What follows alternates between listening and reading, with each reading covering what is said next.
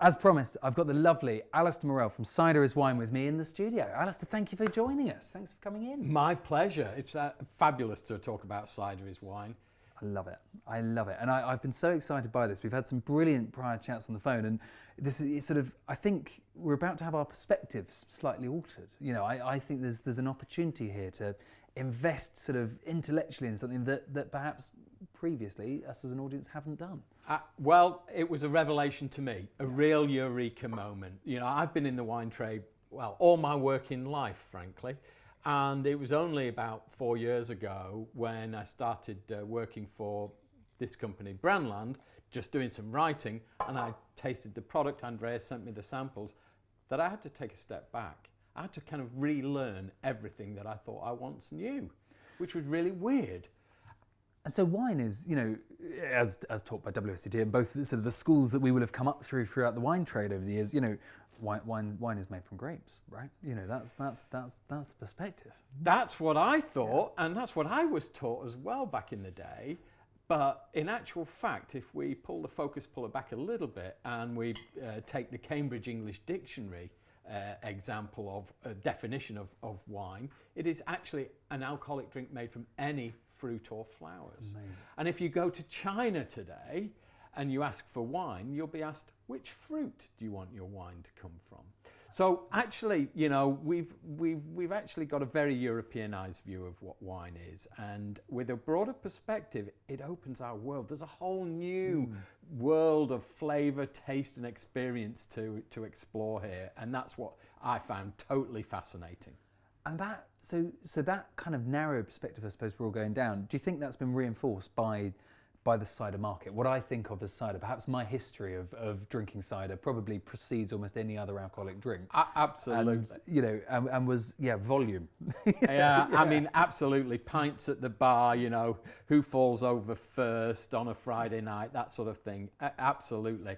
It is reinforced because cider in this country mostly is made from 35% juice, all of which can be imported and all of which can come from concentrate.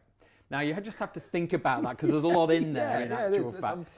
But what it basically means is the drink is completely anonymized. You know, you don't have any sense of terroir or provenance or, you know, different varieties or vintages or harvests or the way that it's produced. You know, there's no individuality there. Where in actual fact, when they're made from 100% juice and not from concentrate, which is what Cider Is Wine stands for, that's our quality mark, then every bit of individuality, every bit of passion of any winemaker really comes to the fore. We're going to see a bit of that today as well. It's a really exciting kind of new frontier for cider, I suppose, and we'll talk about it in a bit of detail.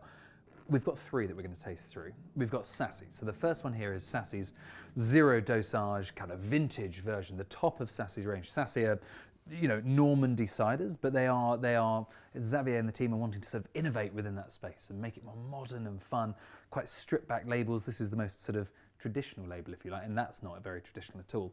And so what we've got here is ostensibly a very, very dry, quite vinous style of cider, I suppose. I'm getting the lovely kind of brilliant cider apple character and the lovely fermented sort of element coming through.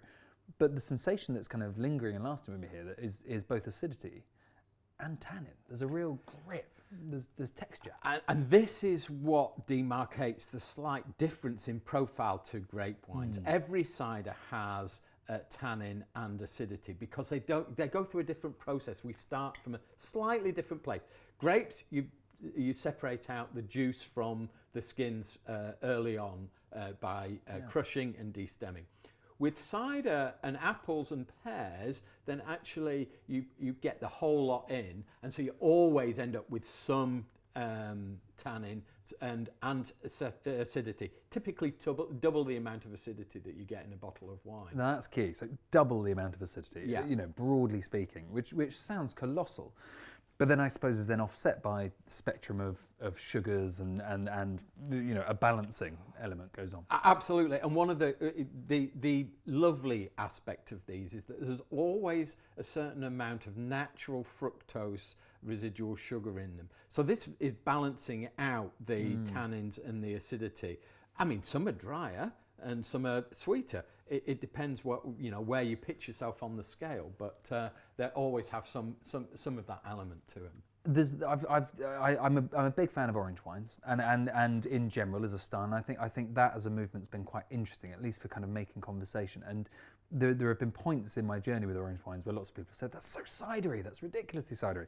And actually, so there's a degree of a meeting point there where you've got white wines being made with lots of skin contact, and actually there's probably a bit of a blurring of the lines in terms of stylistic character here between certain sections of the wine world made from grapes and ciders like this, I suppose. Texturally, they're absolutely.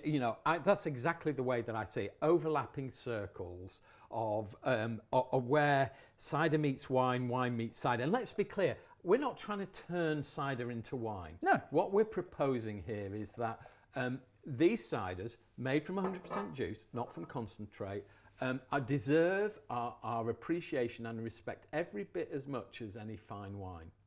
And that's because of the passion, it's because of the terroir, the provenance, because of the effort that goes into them. And this cider is that you've just poured here is an excellent example of that, because this is keeved. It's from South Wales, from a producer, Alex Simmons, of Llanblethian. I hope I've said that right. I was hoping orchards. you were going to do the pronunciation. That's good. That's fine. I was letting you go with that one. And Alex is a tiny producer. He makes really small quantities. But keeving is a process that is unique to cider making and perry making.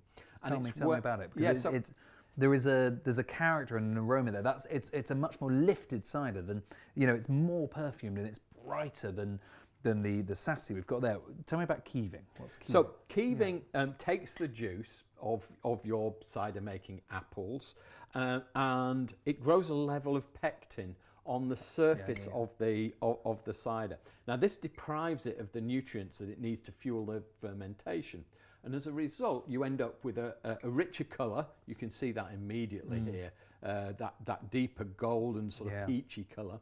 A richer nose, so you're not just smelling apples, you're smelling a lot broader range of fruits, probably some quince and fig and these sort of things in there. Bang on, 100%. And then on the palate, you always get left with a certain amount of residual sweetness on the palate as well. Now this was a tradition in Normandy and in southwest England for many years. Largely died out in southwest England, but it maintained in Normandy. There are very few keevers in the UK now, which is a great shame. I'm a fan of the keevers. I'm finding it Moorish beyond belief. I can't begin to tell you. It's great. And this was an IWSC trophy winner in 2021 as well. We inaugurated the first not from concentrate 100% juice tastings with the IWSC in 2021. And they'll go again this year, and this was a trophy winner. Fantastic juice, really brilliant. They are lovely, and so both those ciders, they are, that's given me quite a nice spectrum, because we're increasing the sugar to a degree. It's certainly not sweet, and it's got this lovely tannic element the second, but compared to the first, it's less austere. They're both beautifully balanced, and heading out that direction, I suppose that's beginning to get my head around the idea of is there, we've gone from Normandy to Wales.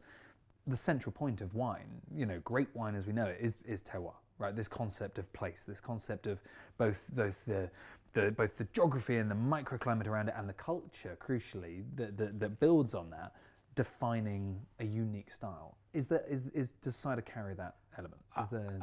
Absolutely, 100%. Okay. I mean, these ciders are representative of where they come from, who's produced them, the varieties that they've come from, the vintages, the different climates, the different microclimates that they're produced in, every bit as much as any wine. And you can tell a winemaker's style, a cider maker's style. You can tell provenance. You can tell which vintage it's come. They change year to year. I mean, why not? They're made just once a year. So it's exactly that. There's a vintage in the autumn at the end of the year, and it follows wine in that sense. Why would it not be representative is actually probably more the question. And building a picture of it, I think this is such a great point that you've made there, is actually this is total common sense, isn't it? It's sort of mad that we haven't got that already in our sights. So adding on to terroir, grape varietals is a huge element. You know, there are indigenous apples across every apple producing country in the world. Is there the opportunity to have, you know, focused unique characteristics from individual apple varieties in the same way? There already is. And there's some fantastic names out there. Yarlington Mill is a cider making apple, and there are distinct groups of apples. You know, there are dessert apples that we all know of, Coxes and Pink Ladies and all of that sort of thing. And then on the other side, there's a whole group of varieties of apple that we don't know about very much, that are just cider making apples. They're far too bitter. You wouldn't want to eat them. Exactly. You know, they'd just be horrible.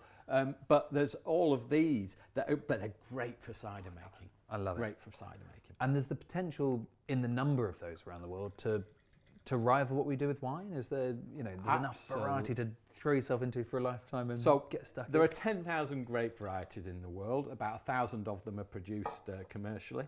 There are 60,000 varieties of apples in the world. And so, you know, it makes the imagination go absolutely crazy what the art of the possible is here, and the different possibilities. And that we've not even touched on food matching either. No, this is it. Know? Tell me. And food matching is just, this just blows my mind. This is the sensational part of it. These ciders, because of this unique acidity, tannin, fruit, sugars on the palate, because of that unique balance that they have, they're brilliant food matchers, both traditional and more adventurous, more Southeast Asian cuisine. So if you think about sweet and sour, if you think about hot and sour, if you think about chilies, if you think about aromatic spices, you know, these ciders are brilliant with those types of cuisine, as well as the kind of the traditional. Because of that spectrum of extra acidity, extra sweetness, the parameters they play in, I suppose, are so much greater. And tell me about this cider, because I've just tasted it, and it is electric, beautiful, wonderfully acidic, but it is sweet beyond belief. And you mentioned you wrote for Brennan, and I have experience of this. This was a bit of a eureka moment for me. I've been playing a bit of a card here where I'm a big cider fan already and engaged with, and I was in about 2015. I was out in Sweden in Lidköping with some friends who were importing wines for us then, and after a big winey dinner and the classic Swedish kind of thing, they brought out some Brennan's sweet cider, and it just blew my mind. It was a whole new concept for me that cider could be that good.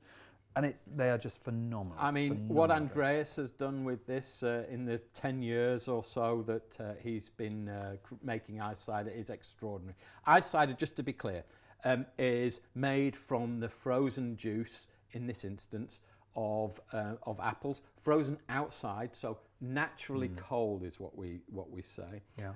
And the resultant liquid is, when it's thawed, because the sweet juice comes off first, then fermented into this just beautiful, luxurious, hedonistic drink is just awesome. It is actual fact about the same sweetness as a bottle of Sauterne, but double the amount of acidity. And so it really just, it's incredible. Whenever we do consumer tastings and we say, taste this, they go, where can I get it? I need to get it. And where can we get it? Where do we go to find these? Is it Cider Is Wine? Cideriswine.co.uk is. I think people need to get involved in it. And thank you, Alistair, for coming on and telling me all about it and sort of setting the scene for it. It is an amazing opportunity. If you're into your wine, as obviously you are, why are you watching this? You've got to get into this. It's great fun.